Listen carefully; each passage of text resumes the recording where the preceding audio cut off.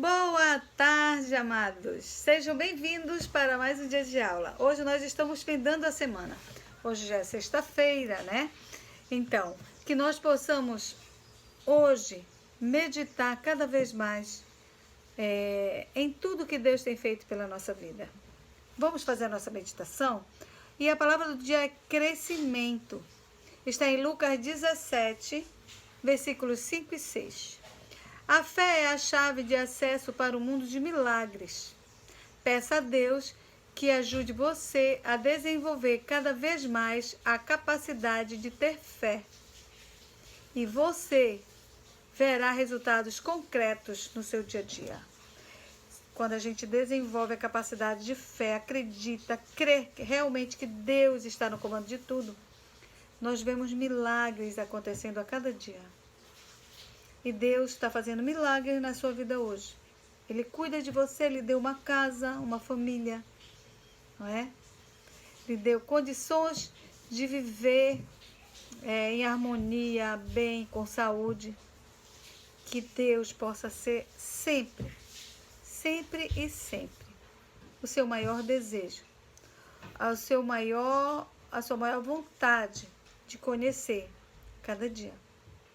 Agora nós vamos falar com Ele e agradecer por tudo que Ele tem feito em nossas vidas. Feche seus olhos e vamos falar com Ele. Querido Deus, nós te agradecemos, nós te louvamos, bendizemos o teu santo e maravilhoso nome. Muito obrigada por cuidar de nós e por aumentar nossa fé a cada dia. Permanece, Senhor Deus, com os nossos familiares, proteja-os, livra-os, Senhor, de todo o mal. Seja com a gente também, nos dê ânimo e vontade de estudar a cada dia e nos dê sabedoria para aprendermos cada vez mais. Em nome de Jesus, nós te louvamos e agradecemos. Amém. Hoje nós vamos trabalhar história. Vamos ver, nós já estamos falando sobre os bairros, não é? Então a gente vai dar continuidade. Nós vamos estudar bairros indígenas, que está na página 62 e 63 do seu livro. Nós vamos agora ouvir a explicação. Hoje nós vamos trabalhar a disciplina de História, da continuidade sobre bairros. Nós vamos trabalhar hoje bairros indígenas. Os indígenas foram os primeiros habitantes do Brasil. No entanto, depois que os povos de outros continentes chegaram ao país, os índios foram perdendo posse das terras. Na maioria das vezes, eles eram expulsos das suas aldeias ou escravizados pelos colonizadores. Quando os portugueses chegaram ao Brasil, eles começaram a escravizar os índios para sua mão de obra, né? Que eles precisavam carregar o pau-brasil, cortar o pau-brasil, carregar para suas embarcações. Eles começaram, entre outras coisas que eles necessitavam, eles escravizaram os índios que moravam no país, aqui na nossa região.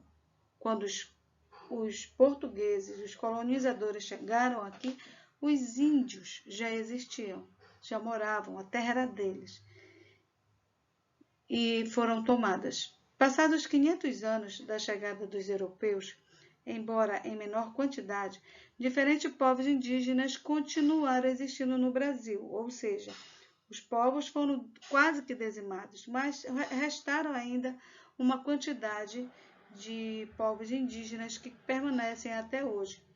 E eles conquistaram leis para defender suas terras e manter sua cultura. Apesar da existência da FUNAI, a FUNAI é um órgão federal. Ela cuida do território indígena e dá assessoria aos povos indígenas. Ela dá atenção especial aos índios tribais, ou seja, aqueles povos, aqueles índios que moram na tribo, que vivem na tribo, eles dão atenção às suas necessidades.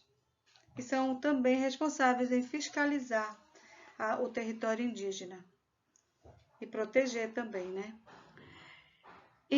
Vamos ver. Apesar da existência da FUNAI, que você já sabe que é a FUNAI, que é um órgão federal, e das diversas organizações que trabalham em defesa e para a preservação dos povos indígenas no Brasil, nem sempre é possível viver de maneira digna e adequada em suas terras. Eles têm necessidades que muitas vezes não são providas, eles não alcançam como é que eu posso dizer? Não supre as necessidades deles.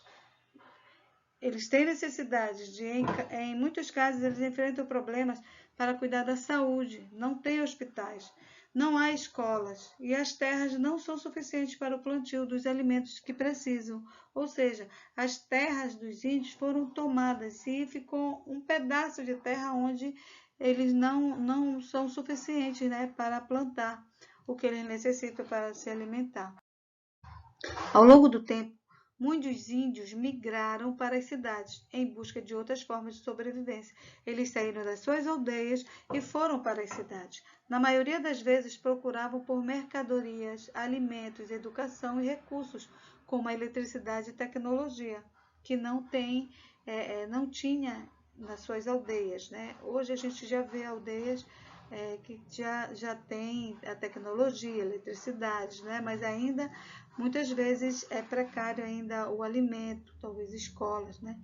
Em alguns casos, as cidades cresceram e acabaram atingindo as terras indígenas, ou seja, as cidades começaram a se expandir e chegaram até próximo às aldeias indígenas. E os índios que viviam por perto foram se misturando ao estilo de vida urbana. E os índios que viviam naquela região onde a cidade alcançou aquela região, eles se misturaram com a população das cidades e começaram a também ter o estilo da vida urbana, né, das grandes cidades. A história brasileira é desde seus primórdios relacionada aos povos indígenas. Como nós já vimos, quem morava aqui eram os índios. E quando os portugueses, os colonizadores chegaram, eles já encontraram os povos indígenas aqui, onde eles massacraram e dizimaram, e que hoje restam poucos povos. Carregamos muitos costumes e características que ao longo do tempo foram se misturando ao nosso dia a dia. Nos espaços urbanos, algumas características também remetem à cultura indígena, principalmente a partir da nomenclatura dos espaços públicos. Exemplo é São Paulo. Em São Paulo, muitos bairros e rios carregam nomes oriundos da cultura tupi-guarani. Por exemplo, partindo da área central, onde toda a cidade se desenvolveu, temos o Vale do Anhangabaú. O local, que hoje é um cartão postal de São Paulo, tem seu nome oriundo do tupi. Seu significado é rio ou água do mau espírito. E acredita-se que a região foi batizada assim devido a alguma maldade feita pelos bandeirantes contra os índios nas proximidades do rio, que hoje passa sobre o eixo viário da cidade. O parque mais famoso da cidade também tem seu nome oriundo do tupi. É Ibirapuera, que quer dizer pau podre ou árvore apodrecida. Tudo isso porque a região em que o parque se encontra era um terreno alagadiço, que fazia parte de uma grande aldeia indígena. Aí você percebe, era uma aldeia indígena onde a cidade cresceu, a cidade de São Paulo cresceu tanto que tomou conta dessa parte, desse terreno da aldeia indígena. Moema, além de ser um nome próprio, designado a muitas índias na cultura tupi, é também um bairro de São Paulo, que possui diversos logradouros com outros nomes indígenas. Nhambinquaras, Maracantins, Imarés, Jurupis, Jamaris, são algumas ruas que constituem o bairro e marcam a história desses povos em suas placas. Diversos outros bairros, ruas, praças e locais públicos carregam essa herança. Pacaembu, Tucuruvi, Morumbi, Cambuci, Ipiranga, Pari e muitos outros são nomes derivados do conhecimento dos índios que aqui viviam e que continuam intitulando o cenário urbano. Aqui é o Parque Ibirapuera, em São Paulo. Em diversos países do mundo, os índios vêm ocupando cada vez mais o cenário urbano. No Brasil, a população indígena que reside em áreas urbanas já ultrapassa 30% em sua totalidade.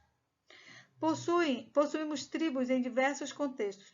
Temos os povos isolados, que não podem ser contatados por ninguém, ou seja, não tem contato com ninguém de fora da sua tribo. Temos os que estão em situação urbana, que vivem nas cidades. Alguns, inclusive, próximos a áreas de favelas, ou seja, os índios, eles que vivem na cidade, eles não vivem em áreas nobres das cidades, eles vivem nas áreas mais necessitadas, né? Os que vivem na floresta, temos os que vivem na floresta, os que migram de região e se distribuem pelo território todo, e outros. Mas ser índio envolve ser uma ideia geral, ter costumes próprios e um passado em comum. Duas causas principais aproximam os índios do ambiente urbano. O movimento de migração das terras de origem para as cidades. Eles saem da sua terra de origem, da tribo, e vão para as cidades. E a integração de áreas indígenas pelo alcance do crescimento urbano. E a área indígena que foi alcançada pelo crescimento das cidades. No município de São Paulo, encontramos dois tipos de situação. Poucos sabem, mas há 3 aldeias Guarani, localizadas na zona sul e oeste da cidade de São Paulo. São terras indígenas Jaraguá, Barragem, Crucutu e Tenondé-Porã, e uma grande população indígena de famílias que migraram e se distribuíram por diversos bairros lá de São. A influência indígena é nas ruas de Belém do Pará. Você sabia que o encontro entre portugueses e tupinambás mudou definitivamente a história e geografia da região amazônica? A partir desse primeiro contato que colonos e soldados estabeleceram com os índios, o núcleo da nova cidade foi construído, incluindo uma fortificação, o Forte do Presépio, que servia de abrigo e reduto de guerra aos colonos, após a dominação da mata e os caminhos por elas abertos para usufruírem de seu interior paralelos ao Rio Guamá e à Baía do Guajará. Eles construíram a cidade ali naquele núcleo. Ali naquele espaço, no Forte do Castelo, foi onde começou. Servia para quê? Servia como reduto, abrigo de guerra aos colonos, à população que vivia ali naquela área, estava ali naquele local, como uma proteção. E dali eles começaram a abrir ruas, e a cidade começou ali às margens do Rio Guamá, né? E a Baía do Guajará. Nos primeiros anos, com o auxílio do trabalho indígena, colonos e soldados abriram caminhos que se transformaram nas primeiras ruas da cidade, com construções mais humildes, de madeiras cobertas de palha e de chão batido.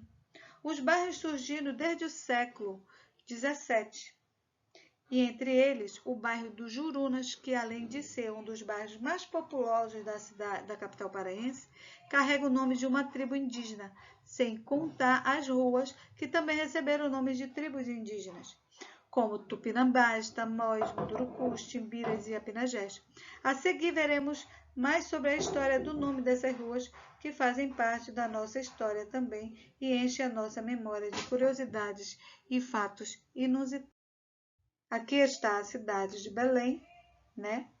E aqui estão as ruas onde surgiram a partir do Forte do Presépio, foram surgindo, e ali os colonos, os soldados e os indígenas também dali daquela região começaram a construir casas de palhas até ela se transformar em uma grande, né, uma cidade maior, e que hoje ela é uma grande metrópole. Aqui o Forte do Presépio, onde tudo começou. Começou, né, devido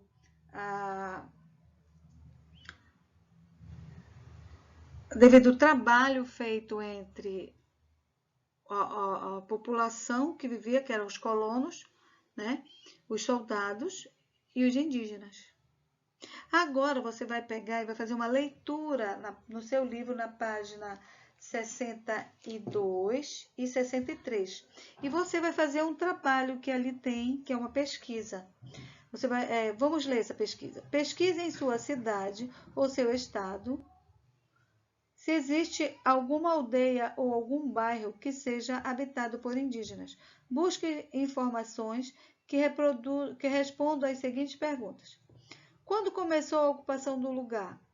Qual a origem ou local e etnia dos povos indígenas que vivem ali? Como fazem para trabalhar e sobreviver? São essas perguntas que estão na página 63 e que você vai pesquisar. Tá ok? Eu sei que você consegue.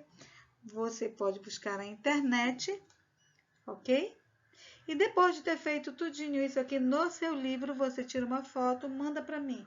Não precisa ser muita coisa, basta responder essas perguntas que estão aí sendo questionadas, tá ok? Aguardo você. Se tiver dúvida, me procure. Um grande beijo. Tchau! Após ouvir a explicação sobre bairros indígenas, você vai pegar o seu livro e vai fazer a atividade da página 63, que é essa pesquisa. Leia novamente o texto que está aí no seu livro, na página 62. Faça a pesquisa da página 63 e manda o resultado para mim. Tira uma foto, manda para o meu PV ou posta de imediato. O que tem que ser mesmo é postar no Eclass. Põe lá no Eclass e depois tira a foto e manda para mim, no meu PV, tá bom? Beijo! Nos vemos segunda-feira. Espero você aqui, tá bom? Tchau!